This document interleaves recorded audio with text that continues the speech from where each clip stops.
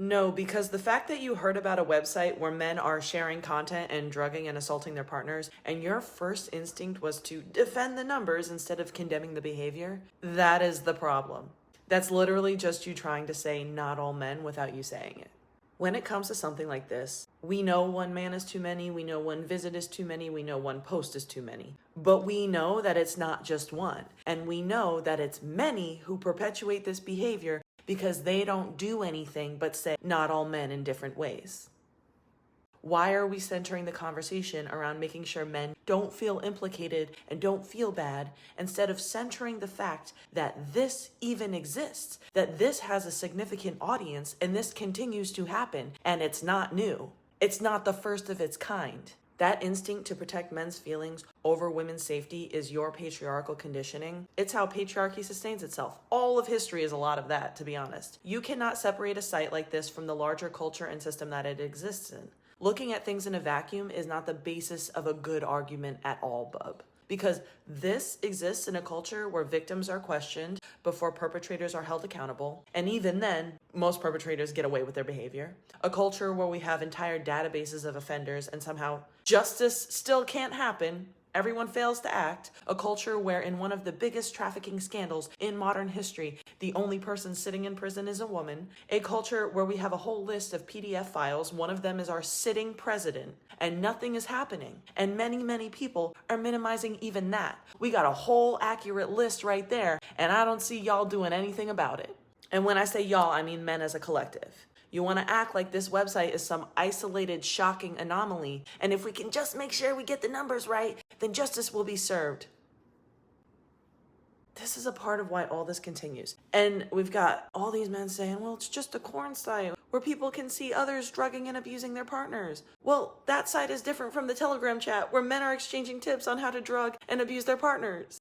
Listen to what you're saying. You are arguing about categories and platforms that show the same behavior. If your only point is that this is not the first of its kind, baby, we got all of history to tell us something like that. That's not a hot take. That's not new information. That's just a different way to say not all men. And the fact that people are more focused on distinguishing platforms than condemning what's actually happening on them is exactly the problem. Because we already know it's not the first of its kind. We know it won't be the last. And at this rate, it's never gonna stop.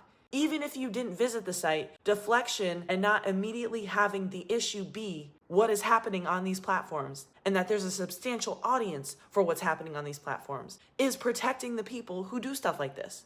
Because you don't further the action or do anything about it but argue with women about the numbers. Because the same men saying, be accurate, it's not all men, are often the same ones who stay silent when their friends make degrading jokes, who laugh off locker room talk, who continue being friends with men they know have made women uncomfortable or worse. You might not be the one posting on the site, but if you're not actively, loudly pushing back against the culture that enables all of this, and making your first and only point be that this is a major issue that you gotta do something about, then you're still part of the environment that allows all of this to perpetuate.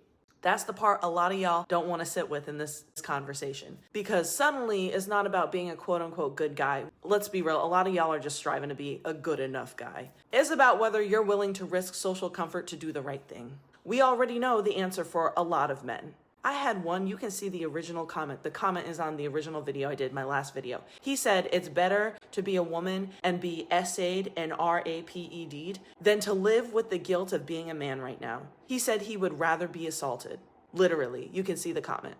That is how deep this type of deflection and let's uphold the system runs. We got all these men saying not all men, it's only some men.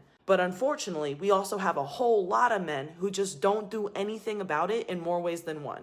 A lot of y'all mostly like to argue with women and not listen to us. You're making the focus become managing men's emotions around this. But suddenly you understand the risk when it's your sister, your girlfriend, your daughter, when it's a woman in your life that you feel territorial over. So you do understand, you just choose when to. That selective awareness, that compartmentalization is exactly why all of this continues. It shouldn't take personal proximity for you to care. And if your response to all of this is still to nitpick language, minimize scale, center your own discomfort, find a unique way to say not all men, then you're proving the point. You are showing exactly how a site like this can still exist, how it can gain traction, and how it can operate in plain sight. Not because every man is doing it, but because not enough men are willing to focus on the problem and disrupt it.